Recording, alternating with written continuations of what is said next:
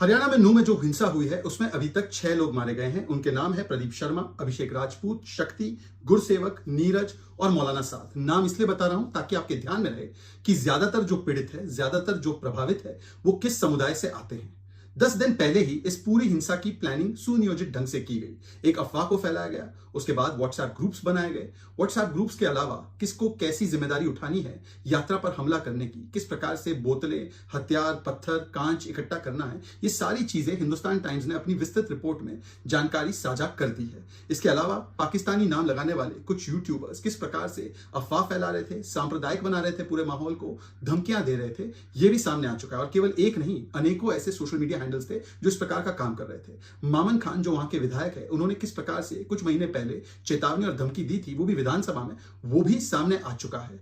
किस प्रकार से हिंसा शुरू हुई, कैसे भीड़ ने हमला किया, इसके बारे में स्वयं हरियाणा पुलिस के एक अफसर ने जो उस हिंसा का शिकार हुए, उन्होंने एफआईआर दर्ज करके बता दिया है। एक एसीजेएम की गाड़ी के ऊपर भी हमला किया गया, उनके साथ उनकी 3 साल की बच्ची थी, मतलब बच्ची को भी हिंसा का शिकार बनाया गया। इस प्रकार से खून सवार था उस भीड़ के मन में। गुरुकुल को भी टारगेट किया गया। अदीब हुसैन नाम के एक ड्यूटी मैजिस्ट्रेट है, उन्होंने भी एफआईआर लिखवाई और उन्होंने बताया कि कैसे 700 से 800 लोगों की भीड़ ने घेर लिया 30-35 लोगों को नारे लगाते हुए, और मंदिर में किस प्रकार से 30-35 लोगों को बंधक बनाया गया। ये सारी चीजें एफआईआर में दर्ज है। उसके बावजूद भी आपने देखा होगा कि हरियाणा नूंह की इस हिंसा का जिम्मेदार एक व्यक्ति को बनाया गया है, उसके नाम पर गाना भी बना दिया गया है, और पूरा नैरेटिव यह है कि उस पूरी हिंसा के लिए वही जिम्मेदार है, जबकि वो उस मौका वारदात पर मौजूद भी नहीं था। मैं किसी को बचाने की कोशिश नहीं कर रहा हूं, परंतु मैं केवल इतना बताना चाह रहा हूं कि ज्यादातर जो पीड़ित है, विक्टिम्स है, वो किस समाज और किस समुदाय से आते हैं, उसको मैंने स्टार्टिंग में ही आपसे शेयर कर दिया है। देखिए, कर्नाटका में जब उडुपी में एक घटनाक्रम सामने आया जहां पर एक हिंदू बच्ची का अश्लील वीडियो, ऑब्सीन वीडियो 3 मुस्लिम लड़कियों ने बनाया, तो उस पूरे केस में कर्नाटका की पुलिस का यह स्टैंड था एफआईआर के माध्यम से कि देखिए, इसमें कोई सांप्रदायिक एंगल नहीं है, ये तो एक प्रैंक है, केवल एक प्रैंक है। और उस समय पर इस पूरे के पूरे इकोसिस्टम ने कर्नाटका की एफआईआर को 100% सच मान लिया। पर हरियाणा में, नूंह में, जब हरियाणा पुलिस की एफआईआर है और वो भी अदीब हुसैन द्वारा दर्ज कराई हुई एफआईआर है, तो उसमें कौन हिंसा के लिए जिम्मेदार है, किस प्रकार से हिंसात्मक भीड़ ने हमला किया और किस पर हमला किया और हमला करने वाला कौन था, ये सारी चीजें दर्ज है। पर कोई निष्कर्ष पर पहुंचा नहीं जा रहा है इसी इकोसिस्टम के द्वारा।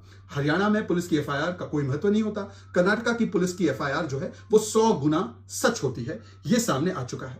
देखिए, कैसे एक व्यक्ति के कंबल की दुकान को, तकिए की दुकान को आग लगाया गया, दुर्भाग्यपूर्ण है। इसके दर्द को साझा किया गया, परंतु जिस अभिषेक का गला काटा गया तलवार के साथ, पत्थर से उसे मारा गया, उसके टुकड़े टुकड़े कर दिए गए, गोलियां चलाकर उसको मार दिया गया, उसके दर्द को, उसके परिवार के दर्द को अभी तक बयान करने का मौका शायद नहीं आया है।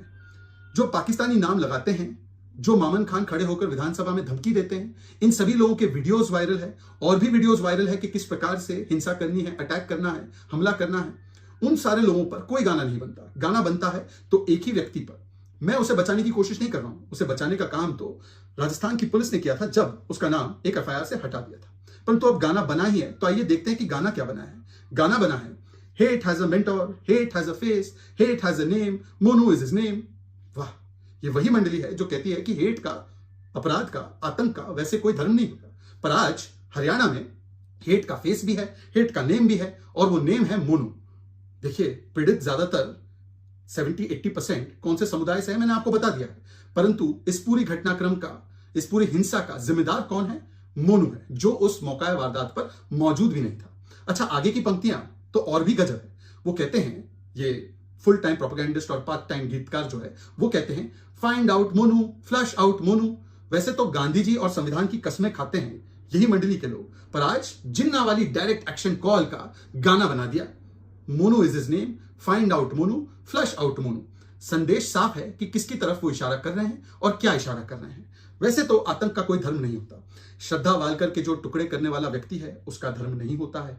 जिस प्रकार से कोई बेल्ट लगाकर बम से उड़ जाता है, बिल्डिंग को ध्वस्त कर देता है, उसका भी कोई धर्म नहीं होता। उडुपी के केस में कोई सांप्रदायिक एंगल नहीं होता। जिस प्रकार से गोरखपुर के मंदिर पर कोई चाकूबाज मुर्तुजा अब्बासी हमला कर दे तो उसकी मानसिक स्थिति ठीक नहीं होती, उसका धर्म नहीं होता। अक्षरधाम मंदिर पर, संकट मोचन मंदिर पर कोई हमला कर दे तो उस आतंकवादी का धर्म नहीं होता। पर हाँ, चेतन सिंह, जिसकी फैमिली ने कहा है कि उसकी एक मानसिक स्थिति थी जिसकी मेंटल कंडीशन, मेडिकल कंडीशन सामने आ चुकी है, उसका धर्म और उसकी विचारधारा जरूर होती है। वैसे तो रेपिस्ट का कोई धर्म नहीं होता, यह शुद्ध रूप से महिलाओं के खिलाफ अपराध माना जाता है। परंतु मणिपुर की जो दर्दनाक और दुखद घटना है, जिसको सभी ने कंडेम किया है, उसमें MMK जो I.N.D.I.A का एक अलायंस पार्टनर है, उन्होंने इस पूरे घटनाक्रम को प्रभु श्री राम, मां सीता, लक्ष्मण जी से जोड़ा। इसमें हिंदू रेपिस्ट है, सांप्रदायिक एंगल देकर इसे प्रस्तुत किया, तो हिंदू रेपिस्ट जरूर होता है, वरना रेप का कोई धर्म नहीं होता, वरना आतंक और अपराध का कोई धर्म नहीं होता। वैसे तो लिंचिंग का भी कोई धर्म नहीं होता, परंतु जब तबरेज, अखलाक, पहलू, जुनैद की लिंचिंग होती है, तब हिंदू लिंचर बन जाता है।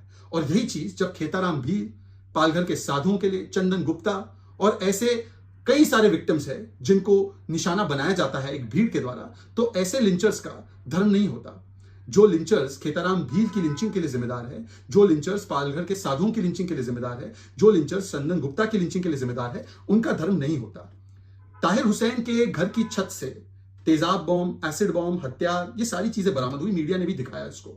ताहिर हुसैन को आज तक बेल नहीं मिली है और कोर्ट ने उसे दिल्ली दंगों का मास्टरमाइंड भी बताया है और IB ऑफिसर अंकित शर्मा की दर्दनाक 400 बार चाकू मारकर हत्या का भी जिम्मेदार बताया है। परंतु ताहिर हुसैन पर कोई गाना नहीं बनता, ना वो दिल्ली दंगों का फेस है, ना वो हेट्रेड का फेस है, ना उसके ऊपर कोई भी फुल टाइम प्रोपेगेंडिस्ट या पार्ट टाइम गीतकार कोई गाना बनाने के लिए तैयार है। हाँ, पर उसके बचाव में इस प्रकार से तर्क देने के लिए लोग तैयार हो जाते हैं कि ताहिर हुसैन को तो पीड़ित किया जा रहा है क्योंकि वो एक वर्ग विशेष से आता है। यह असलियत है इनकी। हाँ, और दिल्ली दंगों के बारे में तो किस प्रकार का नैरेटिव फैलाया जाता है वो आपके सामने है कि ये सारे के सारे दंगे जो है वो एक समुदाय ने किए। ये नैरेटिव फिर से फैलाया जाता है। दिल्ली दंगों में दिलबर नेगी, राहुल ठाकुर, संजीत ठाकुर, राहुल सोलंकी इत्यादि कई ऐसे लोग मारे गए, परंतु दिल्ली दंगों के लिए जिम्मेदार फिर से आज जैसे मोनू को बताया जा रहा है और मोनू के माध्यम से किस प्रकार की डॉग विस्लिंग की जा रही है, उसी प्रकार से दिल्ली दंगों के लिए भी एक समुदाय को ही जिम्मेदार ठहरा दिया जाता। तो आप समझ ही गए होंगे कि किस प्रकार की हिपोक्रेसी आज चल रही है। 80% से ज्यादा विक्टिम्स एक समुदाय से आते हैं, परंतु गाना मोनू के नाम पर बन रहा है। मैं किसी का बचाव नहीं कर रहा, मोनू हो या चाहे कोई और हो, जो भी जिम्मेदार है दंगों के लिए, हिंसा के लिए, उस पर कड़ी से कड़ी सजा होनी चाहिए। परंतु सवाल यह बनता है कि जब ज्यादातर पीड़ित एक समुदाय से आते हैं तो आपका गाना केवल मोनू पर ही बनता है। इसीलिए रवीश जी के लिए, जो फुल टाइम प्रोपेगेंडिस्ट और पार्ट टाइम गीतकार बन चुके हैं, मैंने भी आपके लिए एक गाना लिखा है और वो गाना कुछ इस प्रकार का है। Hypocrisy has a face, hypocrisy has a channel. Actually, it has many channels, including YouTube channels. Hypocrisy has an agenda, hypocrisy has a party. Actually, now it has an alliance, Indie Alliance. Hypocrisy has an ecosystem, hypocrisy has a lobby, hypocrisy has a toolkit. Hypocrisy means Ravish, hypocrisy means Arfa, hypocrisy means wire. This hypocrisy spreads fire. इस video को बनाने का उद्देश्य ये नहीं है कि किसी को क्लीन चिट दिया जाए या किसी को जिम्मेदार ठहराया जाए।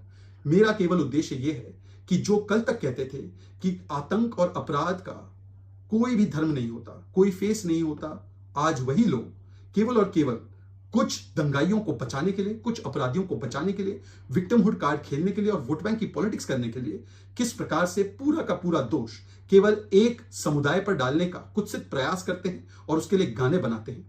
आज उनकी हिपोक्रेसी का पर्दाफाश होना जरूरी था। जय हिंद, जय भारत।